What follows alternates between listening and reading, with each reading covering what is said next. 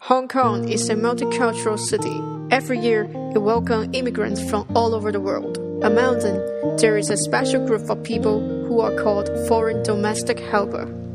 Majority of them came from the Philippines and Indonesia.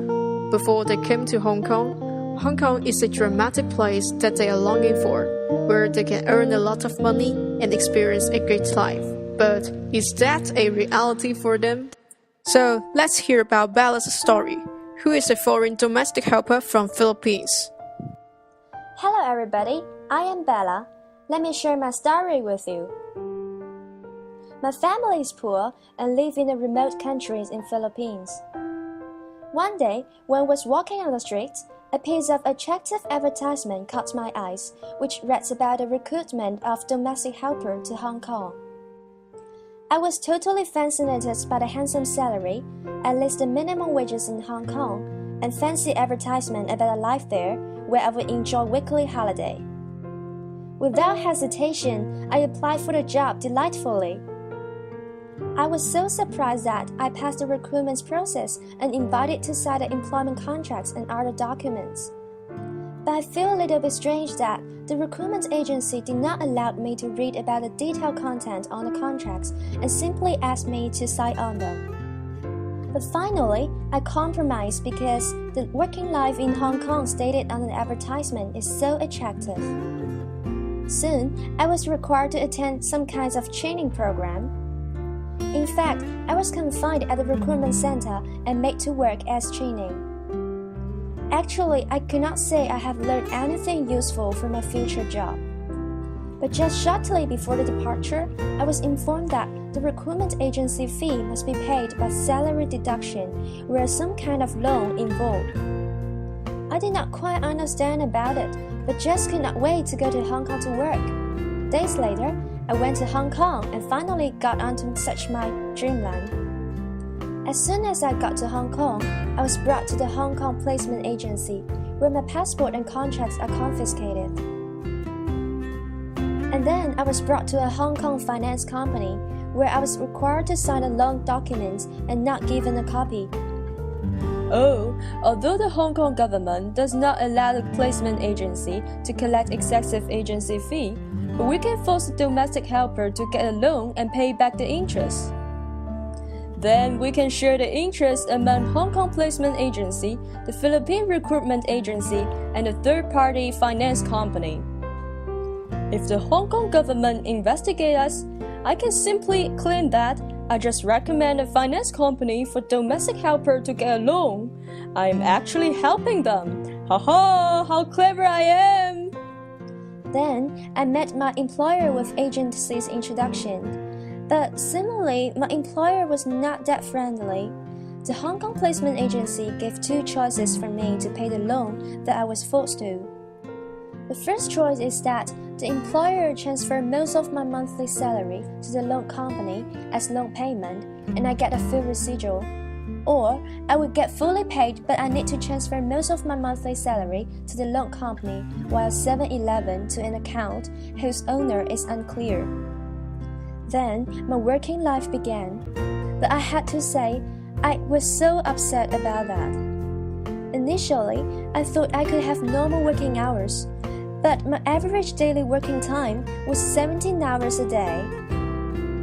During the weekends, I thought I could take a rest, but I was forced to work as well. Besides, I was so sad and angry that my employer verbally and even physically abused me from time to time.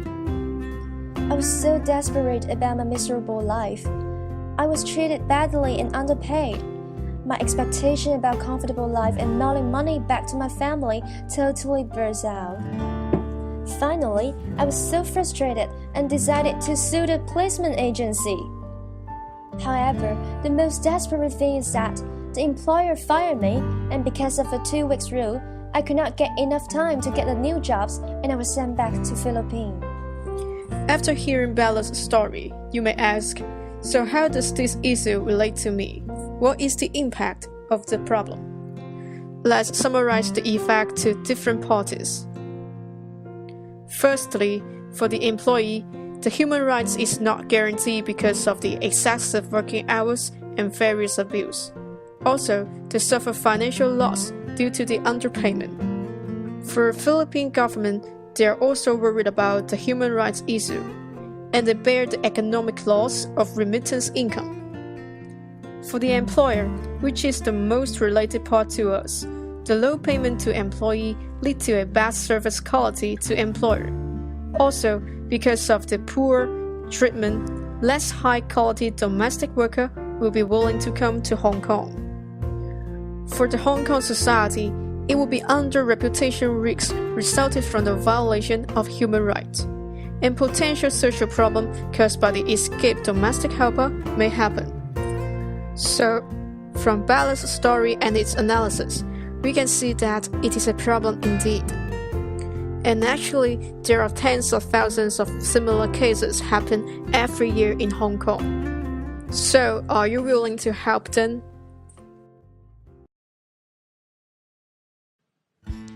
We have some solutions. First, to establish a social enterprise. Second, found a newspaper. Third, change the current regulations. Firstly is the social enterprise. It will provide fair agent service for the foreign domestic helpers. Of course, it will operate as a benchmark in this industry. Our social enterprise consists of 4 departments: the recruitment department, placement department, evaluation department, and consultant department. Hi, we are recruitment department. First, we will provide excellent training program.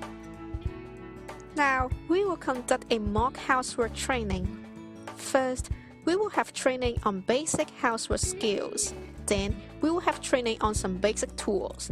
Afterwards, we will give some presentation on how to use sophisticated machines. Second, we will help domestic helper process the working visa. We will only charge the visa expense and fair service fee, and the expense receipt will be shown to them. Third, we will give the copy of the signed document to the domestic workers. Fourth, we will charge fair agency fees from domestic workers and employers. Philippine branch doesn't charge agency fees from the domestic workers because of the prohibition of the laws there. So, it will charge all the commission fees from the employers in Hong Kong. Indonesia branch will charge fair agency fees from the domestic helpers and employers in Hong Kong. Now, we fly to Hong Kong. Yoo-hoo! Hello guys, we are placement department in Hong Kong.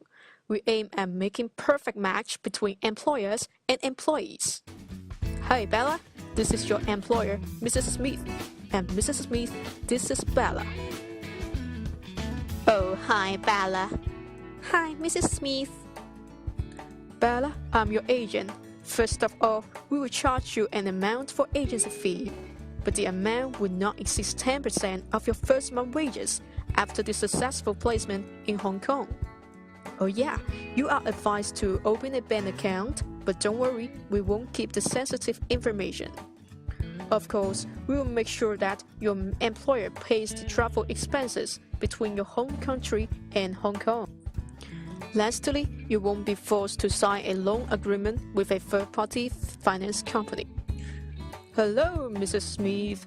Our agency price is slightly lower than other agencies, but we will charge some deposit, which may be returned to you quarterly given you behave well to your employee.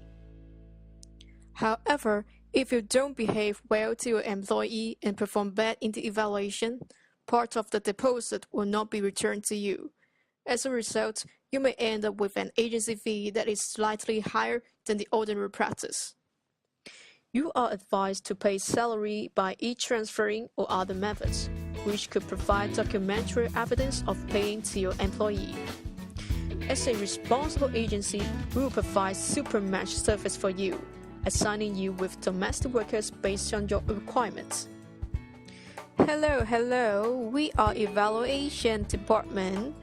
We will develop a new evaluating system, which requires the employer and domestic workers to evaluate each other through questionnaires. Your questionnaires will be like this, or like this. If employee files a complaint towards the employer, and the complaints are verified, the refund of deposit in that quarter will be deducted. If abuse is reported, the contract will be terminated at once, and we will help the domestic workers to seek legal protection. Employers with bad reputation will not be able to hire domestic helpers here. But we may ask, where does the money come from for our enterprise? Our initial capital will mainly come from government, NGOs, and public donations. We will coordinate with big brands to pursue the win-win. Of course, we also have profit from our business. We suggest the relative NGOs found in newspaper in both printed and online version. It will serve as a platform for information exchange. Oh, Bella, you're pretty good. I have a great pleasure to have you work for us. Mrs. Smith, now I enjoy my work and life in Hong Kong too.